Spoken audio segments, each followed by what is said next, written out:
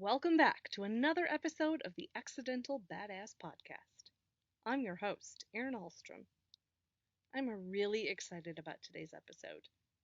What does it mean to be a dateable badass? I get help answering that question with my guests, Youre and Julie Krafchick, hosts of the Dateable Podcast. What's the Dateable Podcast, you might ask? If you haven't heard of it, you definitely should go check it out.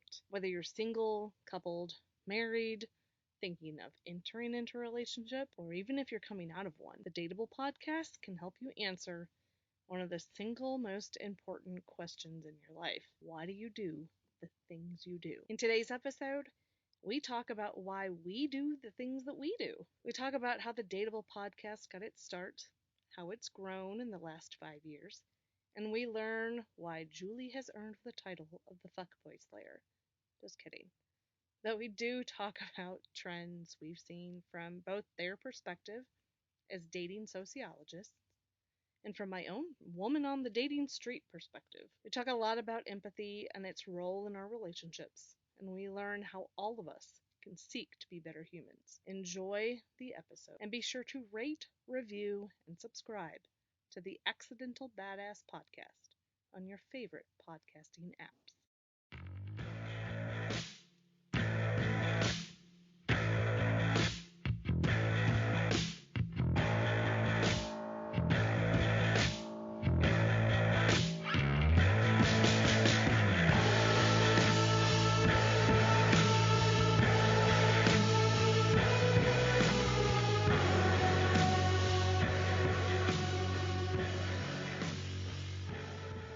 Well, I am so excited to have Julie and Youre. I'm so excited to have you guys on the Dateable Badass Podcast. Beyond excited. Welcome. Thank you. We're excited to be here, too. Thanks for having us. Yes, I am particularly excited to have you both on my podcast, specifically, or especially, after having so much fun being on your podcast, the Dateable Podcast. That felt like one of the biggest deals of my life in 2020, to be on your podcast. I was telling anyone who would listen. So it's great. It's great to have you on mine. I don't know if that says something about my life. That being on your podcast. Hey, it was 2020. Okay, everyone has a low bar in 2020. So. Right. Well, and honestly, I mean, I started my podcast in 2020, the second half of 2020, and you guys were a lot of an inspiration to me because I've loved your podcast for a while. So, it's an honor to have you on. So I have some questions I'd like to throw past you guys. And speaking of podcasts and kind of getting your start in podcasts, I realize I have no idea what the backstory is of the Dateable Podcast. I mean, I've been listening for a while, and I've heard hints and glimmers of it. But what is the backstory? Like, how did you guys meet? How did the idea of the Dateable Podcast get started? You want to start? Sure. Yeah, definitely. It always starts with a drunken night, like any good podcast would start. Julie and I met through a mutual friend, and we quickly became friends, and it just felt like every time we met up, we would talk about dating. And it was kind of an interesting point in both of our lives because I was very new to San Francisco, coming in from dating in like Beijing and New York and LA. And Julie has spent most of her adult life dating in San Francisco. So she was like, I would consider her like the senior class. And I was like the freshman class, right? And I'm like, senior class, please tell me how to navigate the dating scene here. And the more we spoke about it, the more we realized, okay, we need to make this into a podcast because everyone loves talking about dating. Who doesn't love talking about dating? Even married people love talking about dating. So at that time, we were just like super scrappy, or like, let's just record this, get this out into the world. We sent it to all of our family and friends, maybe not family, all of our friends, and said, listen to this and tell us what you think. And we skipped that. And we were also kind of like, well, who should be our guest? Let's just tap into our friends, because all of our friends had these like hot mess stories that they wanted to share too. So it was like a small circle that we started out with. And then 5 years later, we're like, oh my God, this is like a thing. This is bigger than we ever imagined it to be. I think at the beginning, too, I mean, you know this, Erin, it's like you have no idea who's listening. So we literally would like, I think looking back and listening to our first episode we ever did is actually quite comical, but we had a live studio audience, which was like there to just take it all in. And when I say live studio audience, that was like 3 people eating like hot Cheetos on Yue's bed. So take it for what it's worth. But like Yue said, we tapped into our friends because like we didn't even know like how to book guests. Like we didn't even really like talk. This was in 2016, and really like the main podcasts that were out at that time were like Serial and some of like Joe Rogan and like some of the male dominated hosts. Like there weren't even a ton of female kind of founded startups, but female founded podcasts. And what else is actually kind of interesting is when we first started, I was actually more behind the scenes. And we had Yue, who was a former dating coach, and then we had another host, Michael. And I feel like Yue, we felt very compelled to find a male host. And I think there's actually some of that is like the times have shifted a little, because this was, again, before there was this dominance of female podcasters out there. And I think also what was interesting is we felt like there needed to be some like Yue had a lot of like entertainment and broadcast experience, and I think part of why I felt more compelled to be on the sidelines in the back is that I didn't.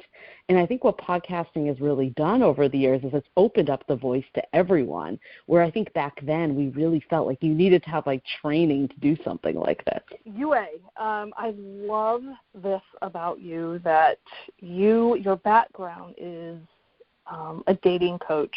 And I know on the Dateable Podcast you mentioned you were a dating sociologist. Can you explain that a little more? What is a sociologist anyway? Aren't we all sociologists because we pay attention to what is going on in society? I think for me, I started out as a dating coach for men only. And I started my business in New York because there were a lot of men on Wall Street who had a lot of money but who did not have a lot of game. So they came to me and they want to know, how do I date in a way that feels satisfying and gratifying and not so like transactional? It was a very interesting start, but what I quickly realized was the dating scene was changing so fast, especially when online dating was introduced, that I had a hard time catching up, and that I had a hard time really giving out authentic advice to my clients because I wasn't really succeeding at dating myself. So I thought, okay, I'm going to take a more passive role in this because I love dating. I love talking about it. I just want to observe all of the patterns that are happening, all the behaviors. And that's where the sociologist came in. I started noticing all of these patterns. Even though things were changing, a lot of things are still sort of like, hasn't changed, and it was just a more interesting way to look at the dating scene as opposed to being so like actively involved in it. I like that. So over your 4 or now 5 years, you've had some great guests on the Dateable Podcast. What, or who, I should say, have been your favorites and why? Ooh, that is so hard. I mean, I think Yue would probably say this too, but probably like our most starstruck moment has been Candace Bushnell, who is the original Carrie Bradshaw, who basically Sex and the City is based on her entire life. She wrote that book, and we had her on to talk about, is there still sex in the city? So I think that was definitely like a highlight of our guests that we had. But honestly, we've had so many incredible guests that I find it hard to just pick one. it's interesting because I personally feel like I've learned just as much from the everyday person, like Erin, like when we had you on to talk about body image, like that was phenomenal. And then like we also have had, you know, world-renowned psychologists, and like it's just there's so much out there. And I think that kind of goes back to the dating sociologist part, is that that's what keeps us going for 5 years, of having all this diversity in guests and perspectives and stories and backgrounds. That I know I'm kind of like hopping out on your question, but it's hard to pick just one. It's a very diplomatic answer. I mean, that's, you know. And hey, you threw me in there, so I'm okay with it. No. Yeah, exactly. It was you and Candace Bushnell, so obviously. Well, you know, thank you. I'm a big fan of hers myself. So no, and I will say this past season, I loved, you know, and I'm an everyday person. I love that you had some of the members of the Dateable group, and I swear I'm getting to that. I loved that. Partly because I knew who they were, but also it's not, you know, it wasn't so much like, oh, hey, here's someone who is a renowned, it wasn't the renowned psychologist or the renowned person. It's like, oh, yeah, this person's like me, not famous, they don't have the blue, as I call it, they're not blue checkmark famous. You know, on Instagram. Right. Well, I think that actually like speaks to kind of our show in general. Like one of the things that we've always been is that we want to talk with our audience, not down to our audience in any way. And I think like Youre kind of started saying this, like so much of this is driven because of our own curiosity. And I think what's kept us going over the 5 years is really just, you know, there's always something new to learn. There's always a way to challenge ourselves. And we've seen what we've learned show up in our own personal relationships. So I think that plus all of you in the community that we talk to on a daily basis, like that's what keeps us going with this podcast. So I want to take a moment really quick to talk about that community, because I've mentioned it a couple of times now, and you know, this is partly a plug, but at the same time, I think it's very important to bring up. Can you explain, either one or both of you, this community that we keep talking about, the Dateable community? Because I know it's not just the people who listen to the podcast. Yeah, I mean, I would say it's primarily the people that listen to the podcast, but it has been expanded to have people that are friends of people, and if they heard about it in some sort of way. But really where this stemmed from, I mean, there's been for a while, like people have been saying like, oh, you need a Facebook group that will help like accelerate growth. And Youre and I thought about it for quite some time, actually much longer than when we actually made it. And I think I actually made the Facebook group in January, I saw it, but it didn't actually go live until March. And I think what we wanted to do is have a place where people could connect and talk to one another, because like we were saying, dating is so personal and there's so much to unpack. But I think we didn't know how it would unfold. Like we didn't want it to become like a place where everyone just like bitched at like about how modern dating sucks and all that. Like we wanted to have positivity and like have it be like a good place to go to. And I think what ended up happening was it's really time. Like when coronavirus hit, we decided, like, let's start this group. We called it Love in the Time of Corona, because we felt like in that March period where everything was just so scary and terrifying and people were stranded alone or just didn't have the connections that they once did, that this was the time to create the group. And I really think the group has been so magical, and we always talk about just, like, how – like loving and how like a positive place on the internet it is. And I think a lot of that did become because people came in with a common bond. Oh, I agree. I know I've said it a couple of times that it's the family I didn't know that I need when I needed it during coronavirus. And they don't get nearly enough attention, and I'm sure any of them listening are going to like shrug, like, oh no. But the men, there's a lot of men in the group that have restored not only mine, but many other women within the group, our faith in humanity that there's probably going to be a lot of blushing going on for them in 2021 because there are some very high caliber, nice men that remind those of us who might be more cynical that, hey, there are great guys out there, and they offer great feedback. And I think, it's been phenomenal to be part of a group where you're right. It's not people just bitching. It's not a gripe fest. And kudos to how just to keeping something very important, I think, worth mentioning too, is that if comments get kind of stray on, seem like they have like bully potential, it's like, no, we don't tolerate that. So you can feel comfortable being a little more vulnerable and kind of putting your, hey, why'd this guy ghost me? Or can we talk about X, Y, or Z within relationships? There is that comfort of like, I can do this. I can be a little more vulnerable and someone's not going to come after me and tear me down. And at the same time, it's not a series of like, hey, it's the same gripe over and over again. So you said something very interesting to me, which is what's so great about the community is that for so long it's always like he said, she said. Even if you look at media, if you look at coaching, it's always like, well, if you want to get the girl, you should do it this way because that's what the girls say. Or if you want to get the guy, that's what you should do because that's what the guys say. But never have we seen until now a forum where both men and women speak very openly about their vulnerabilities, about their limiting beliefs. And why is that? Like, why do we wait so long to have this sort of community? And that's what I really love about it, is that instead of guessing what the opposite sex is saying, we actually have everyone in the same room telling you exactly what they're thinking. Right.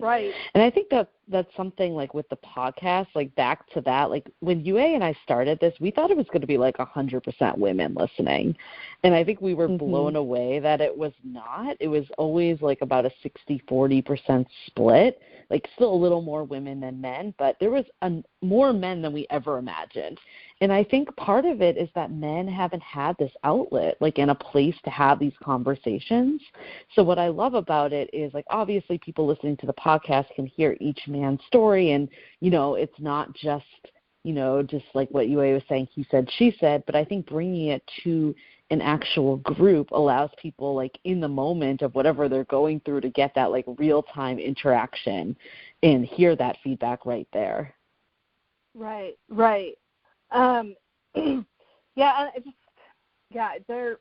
There's so many episodes that have opened my eyes to things, and Youre, I know you've mentioned it on the podcast. I know it's not a Youre original, but the don't yuck somebody's yum. I hadn't heard that until the podcast, and now I feel like I use it more often than I probably should. But I love the sentiment because it's, of all the guests that you've had on, it's someone who's talking about, like, puppy play and sex parties and all sorts of, it's like, wow, all right, so there's a little taste of everything for everybody in this podcast, which is what I love. It's not just like, here, we're going to talk strictly heteronormative relationships and everything it's going to just be that, and if you don't like it, deal with it. Like, no, it is a wide variety of different topics. And hearing a man talking about mental health and dealing with depression, like, wow, that opened my eyes so much to hear not just someone talk about it, but to hear a man talk about it. And, like, I felt this, like, sense of, like, overwhelming, I guess, pride, but at the same time, like, oh, my God, I'm not alone. And I think that's what I love about podcasts is you feel less alone in what you're dealing with. It's like having you guys, it's like you guys are, sitting there on my shelf or wherever I'm listening, like, oh, yeah, it's Julie anyway, and Whoever their guest is just sitting there in the room with me, and they're talking, and I'm doing what I'm doing. You're not the first person to say that. I think the "you're not alone" feeling is like core to this, and I think with podcasting, I mean, what I love about the medium so much is that it gives everyone a voice. Like, obviously us as hosts, but we're able to bring on people that may not have any podcasting experience and are just here to share their story, and there's not that much media out there that allows you to do that. So I think that part of podcasting is really powerful.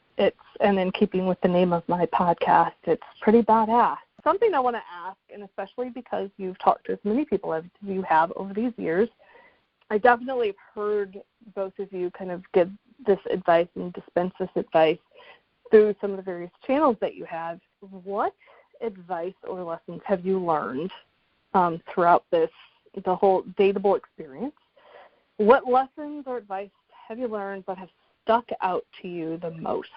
I think what the biggest thing I've learned from this is that everyone has a story, and we never know people's stories with how much information we get, especially at the start of dating, like from a profile or from even a first date.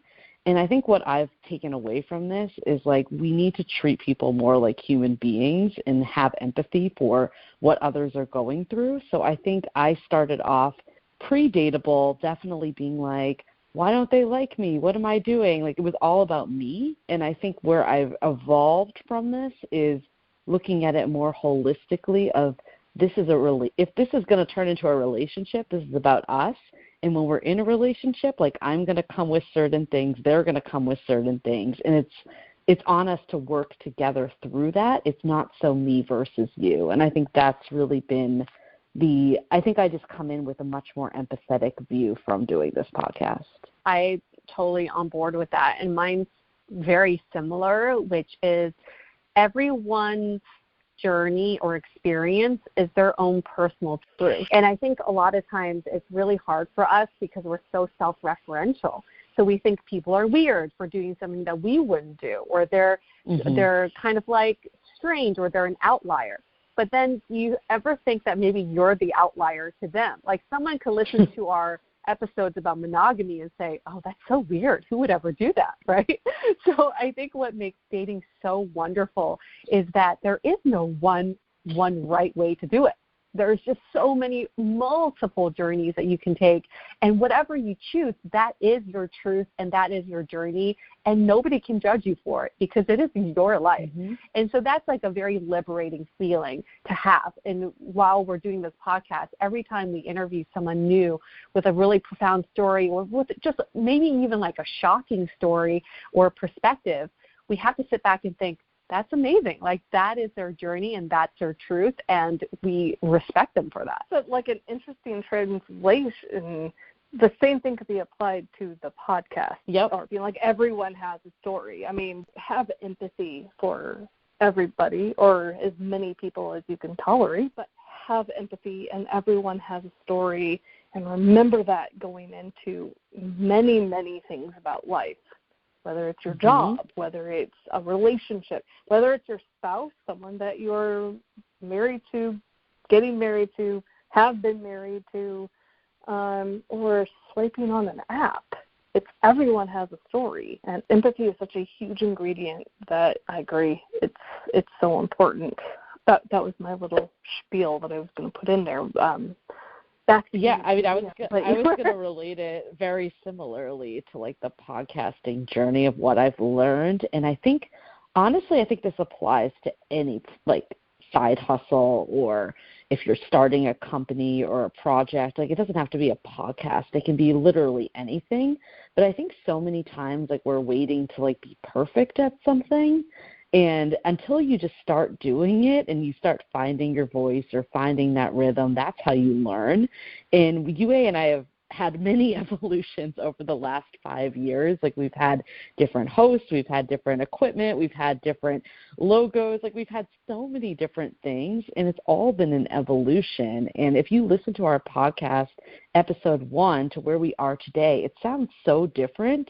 And that's okay. Like, we kind of needed to take that journey ourselves to get to where we are today.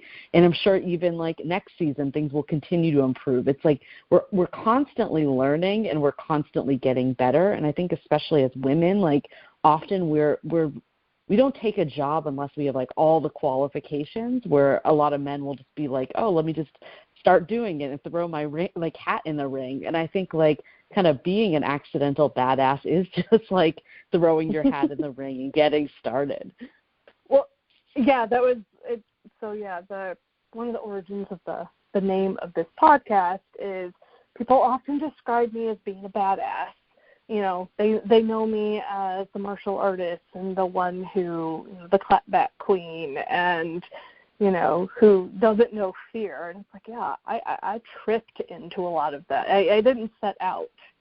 You know, I didn't have this, you know, big goal to be like, I don't want to be a badass when I grow up. I kind of accidentally tripped into it and fell on my face. And resiliency, it's a statement of resilience to me. That no, I just got back up, I dusted myself off, and I kept going. And hence the name. And my whole thing is like people who have done really brave, amazing, resilient things.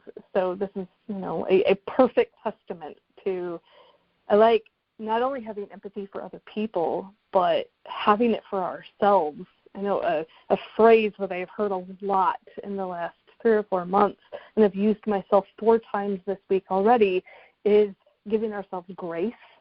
Like, oh my gosh, be empathetic to yourself, because I know I'm an overachiever. And if I haven't crossed off 7 things on my to-do list by noon, I feel like I've let myself down. And I've had to have people like Erin, girl, pause, give yourself grace, and it's okay. And it's like, oh, I really should have some empathy for myself too, huh? Yeah, and I feel like Youre and I, like, starting this, like, we started as a hobby more. I think we just liked doing it, and I think that is what has kept us going with it. And we've found success because we enjoy doing it. And I think, like, becoming kind of that accidental badass, like, part of it is, you know, finding what actually makes you tick and just sticking with it. Like, I think the perseverance is really what has made this work. Well, I love what you guys do, so keep it up. You are badasses. You're both badasses in my book. We love what you do, Erin. Thank you. Yeah, I sometimes think my mouth gets me in trouble, but that's why you have a podcast now. Yeah, that's why I have podcasts. Well, yes.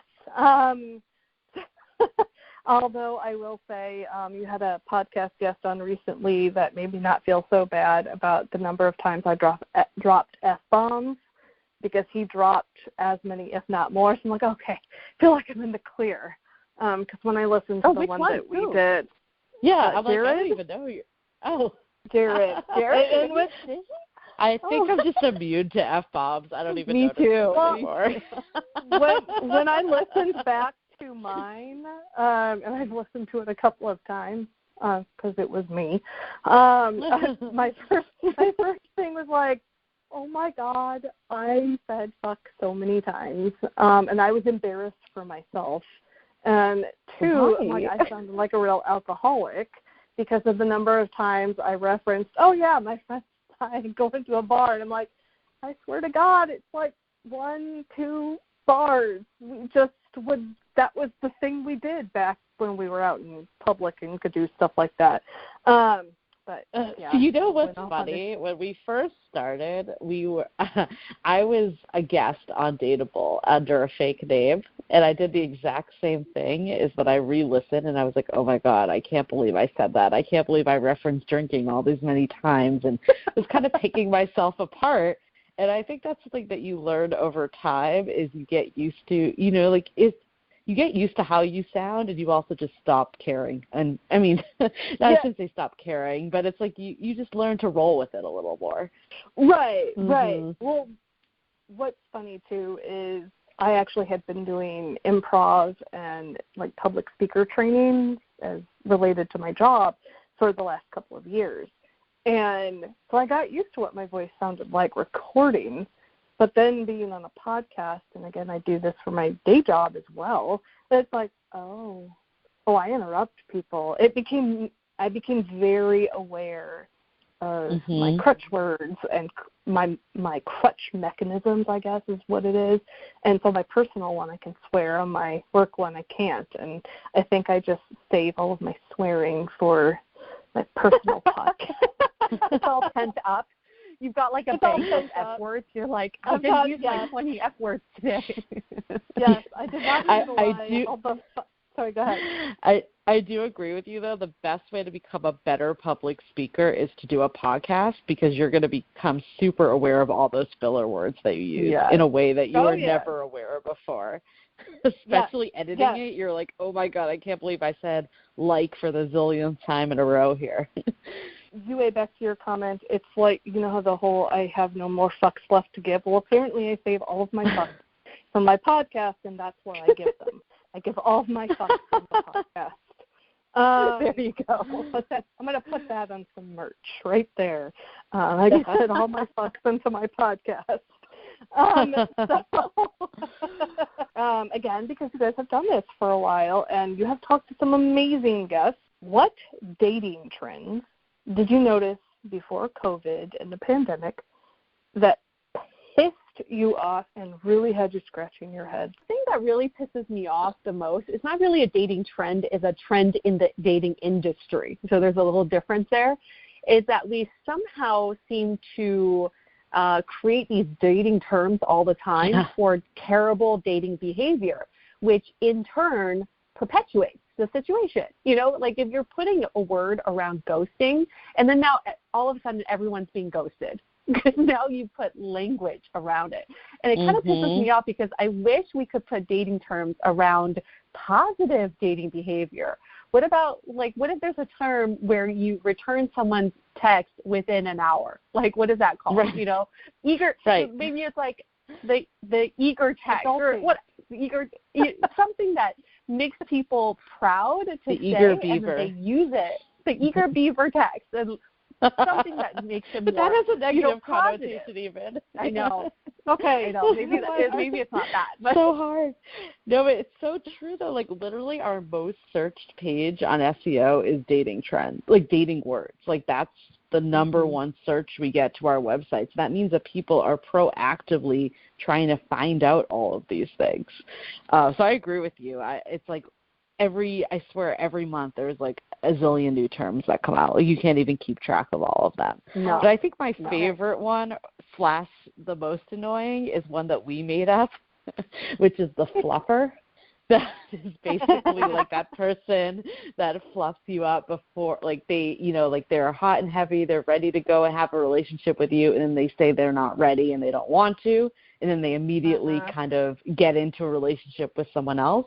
So you've basically been their fluffer to prepare them for that next relationship. We've all been there. All right. I feel like I made a job out of it. Are you kidding? Well, so I have a proposal for 2021, since we are still fresh and new into 2021, and SEO is part of what I do in my day job too. I propose that we craft a list of the positives. We can do it. We have the power. Let's do it. We will create positive. So if people are coming to the page, let's set the good trend of, like, here are the positive things of you found someone and you're happy. What is that? Love it. Yes. I mean, and for anyone listening to this in the future, that was all me. No. I would like to be held responsible for the positive dating terms. Instead of breadcrumbing, it could be waffle syrup, and I don't know. Yeah. It's flooding people with sweet love. There we go. I just came up with one. We have the terms, I agree. That pisses me off too, when there's like 7 different ways to describe what is, an unfortunate event. I'm going to ask you to grab your crystal balls and your forecasting, everything that you do to forecast, and what post-pandemic, or let's call it 2021 and beyond, dating trends are you seeing taking off 2021, or at least some part in this year and beyond? I just think that there's just going to be a huge divide between the vaccinated and the non-vaccinated. And then there's just going to be like, oh, my God, did you just go on a date with someone who wasn't vaccinated? You know, like it's going to be one of those things. And it might become more than political. It could become like one of those sort of like disclose your STDs and disclose your vaccination records kind of thing, which would be really interesting. Like maybe you get a badge on your profile if you've been vaccinated or not. I was going to say the same thing. I think the badge of honor is going to be vaccination or not. It's going to be sort of controversial for a lot of people, whether you choose to get vaccinated or not. I do think the dating trend that will bleed over to post-COVID is video dates. I think people realize this is actually a pretty good idea. It's a great way to filter for people. You get their vibe and energy before you have to make that effort to meet up in person. So I think we'll see a lot more video dates even post-COVID. So I think just immediate ones, I have noticed more and more men getting cats. Like it's like a reoccurring thing that keeps coming up. I've never experienced this many men in my life that have cats, and I think people got lonely over the pandemic. So I think there's going to be more and more people with pets. That's like a very sidebar one, but it's just an observation I've observed over the last couple of months. I like it. So hilarious. Like from so many cats. There's cat napping. Like exactly. And women get the bad rep for the crazy cat ladies. I feel like men are becoming crazy cat men.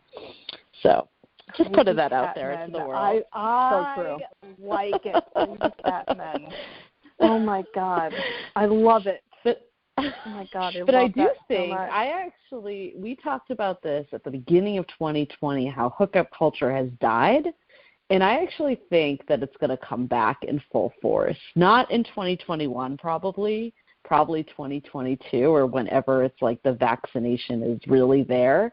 I think we're going to see like a roaring 20s uptick where people just go buck wild, because I think people have just been locked into their houses and really just deprived for so long that this energy needs to come out in some sort of way. So, Julie, I have to ask, are you going to still be rocking your quarantine from fuckboys t-shirt when the fuckboy revolution comes back in full force? That's a good question. I might need to be like wearing it extra hard to really make sure they're going to be out. They're going to be full force. Still quarantined for. You're going to need like a fuckboy crucifix, a fuckboy like get away from me kit. Still quarantining from fuckboys. Even if it's the roaring 20s again, roaring 2022, I don't want fuckboys. Like, that's not part of my plan. So they're still quarantined for fuckboys. That's an indefinite. Yeah. I mean, it'll be like 2042. And I'm going to be in that tank top. A lot of people, we're going to be wearing our velour jumpsuits that say still quarantining from fuckboys. 20 years later, we'll update. We'll update the merch to add that still. Then we'll be good to resell more. It's perfect. Still quarantining from fuckboys. When you're in the adult living facility, still quarantining from fuckboys. So this is a trend that's never going away. You asked for trends. Here's a crystal ball. We will always be quarantined for fuckboys. I do think hookup culture is going to come back. Like, people are going to, or maybe not hookup culture, but like just more of like a lively, more promiscuous culture. But I do think people have fuckboy radar now. And I think that like fuckboys are kind of over just because people have woken up a bit to like bad behavior. So this is like my utopian world, is that people are just like out and about, enjoying each other's company, but have respect for each other still. You know what I'd like to see is for Netflix or Hulu create a show called Fuckboy Island. Oh my God, that's a great idea. You know what? The fuckboys can quarantine Send them all. Exactly. Where they all fuck each other? Is that what fuckboys? Exactly. I don't care, but send them all to an island, and they're quarantining from the non-fuck people population. I don't know. What are the people who are not fuck boys? Fuck people? Okay, and I feel like we have fulfilled the fuck quotient this second half. See, we got them all out. In all seriousness, though, I think that people have had a renewed appreciation for relationships through this whole quarantine in 2020. So I think that, yes, I do think there will be a world that people will be, like, partying and more, just, like, excited again about, like, kissing and all the stuff we can't do anymore and sex and whatnot. But I do think people are going to go into the next phase more intentional because we have been trained essentially for that last year of doing that. Both of you, what has surprised you most about people or dating since launching the podcast? Maybe things that you weren't expecting to hear, but you were pleasantly surprised to hear from people throughout the time of doing the podcast. I don't know if this is a good thing, but I think that men are just as in their head as women. It's the thing that surprised me the most. I think I always thought when I was dating long before this podcast that, like, men literally didn't give anything a second thought, and it was me being like, should I text him? Should I send that next message? Like, freaking out and having major anxiety over dumb shit. Sorry, I don't know if I can say it. I guess if we've already said fuck, I can say shit. Yeah. So but I think this podcast, like, it opened my eyes to how much men struggle with dating. I think I always just thought they had a walk in the park, and I think people that haven't listened to our podcast or aren't as, like, invested in every last story as we are often think that. Like, they think that it's so much easier for the other person when it's not. Like, everyone has their own insecurities. Everyone has their own struggles. And I don't want to ever diminish anyone's individual ones, but I think it's kind of in a weird way helped me to know that, like, other people have their own stuff going on, because it makes me be able to look at them more as a person instead of someone that I need to impress. The thing is, when I was coaching men, I was able to see the side of them because a lot of them would break down. So I wouldn't say that was the most surprising for me, but it never ceases to surprise me that this does happen, and, like, they kind of peel back the layers and we get to see that, oh my gosh, like, a lot of men just grew up with no outlet for emotional anything, right? But I think what is really surprising to me, and it's been, like 5 years of doing this podcast to come to realize this, is that we as, like, elder millennials are the first generation to really love, to really marry for love. If you think about it, like, our parents' generation, yes, there was a level of opportunity to choose who you love and marry, but there was still, like, sort of basic needs sort of thing. Our parents' generation didn't grow up in a world where it was always about women's equality, and it wasn't always about, like, being independent. It was more just, like, find stability. And we're the first ones to try to navigate this. And that's what makes it even kind of exciting, is that, like, if we can figure this out, we're actually doing a favor for future generations. I like to think that there's a lot of relationship hope that we can look forward to in the future. Having relationship hope gives me hope. No, I think that's exactly it, though. It's like we've definitely seen this shift towards a partnership more. And I think, like, even I've been home for the last 6 weeks, but I've just noticed, like, how, like, gender roles my parents are. Like, my mom always cooks for my dad. Like, it's very, like, traditional gender roles. And I think I've seen from the podcast, but I've also just seen, like, friends of mine who have gotten married and have kids. Like, everything is just much more distributed this day and age. And people really, like, respect each other as individuals and as partners. And I think that, like, really does give me a lot of hope for relationships in this day and age. Me too. There's hope for us. Yeah. Okay.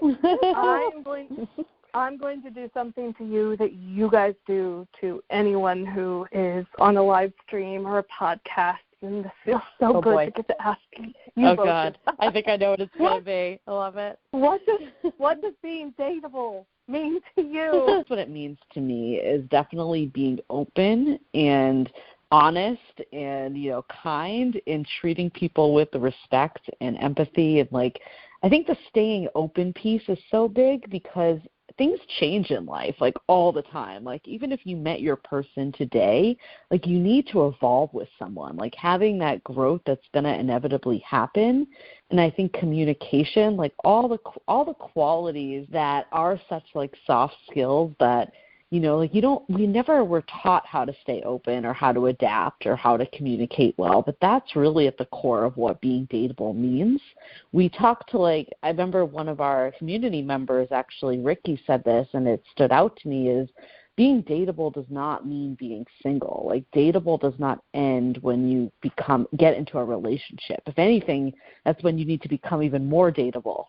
Because, that's when you have to show up for your partner and do all these things. So I think it's doing that inner work, but also connecting it and having that relation with someone else. Like if you just do all the inner work, that's not being dateable either. It's the balance of showing up as your most authentic self, bringing your whole self, and then being open and receptive to another human being and truly loving. I would just add that being dateable also means taking accountability for your own actions. Yes.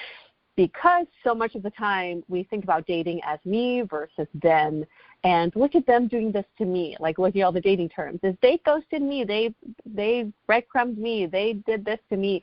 But then you have to kind of step back and think, what have I done to people that weren't very nice?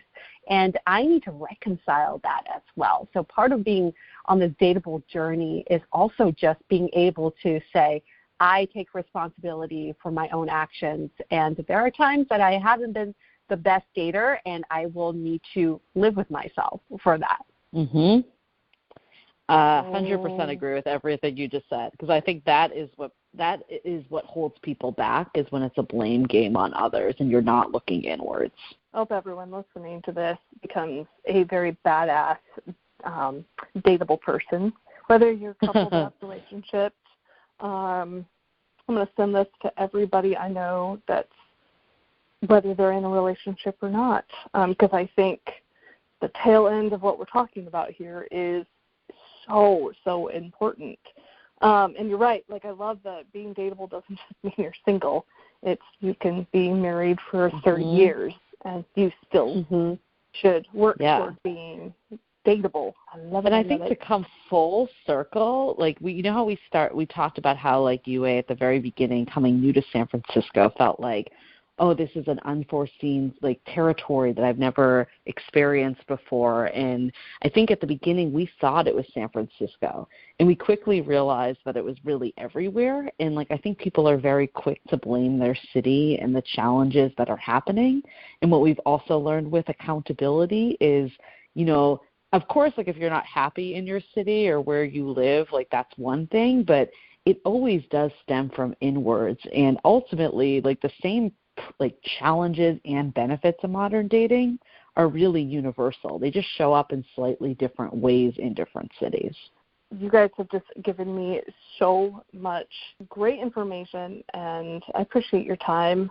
Before we sign off, is there anything you'd like to promote? I mean, I think if people want to just check out the Dateable Podcast, it's available pretty much on every major platform, Apple Podcasts, Spotify, Overcast, you name it, and you can always go to dateablepodcast.com. You could buy yourself that Quarantine from Fuckboys t-shirt that we talked about earlier, and you can also join our Facebook group. I appreciate you guys taking the time to be on the Accidental Badass podcast, and it's been great having you on. Thank you. Thank you, Erin. We really appreciate you.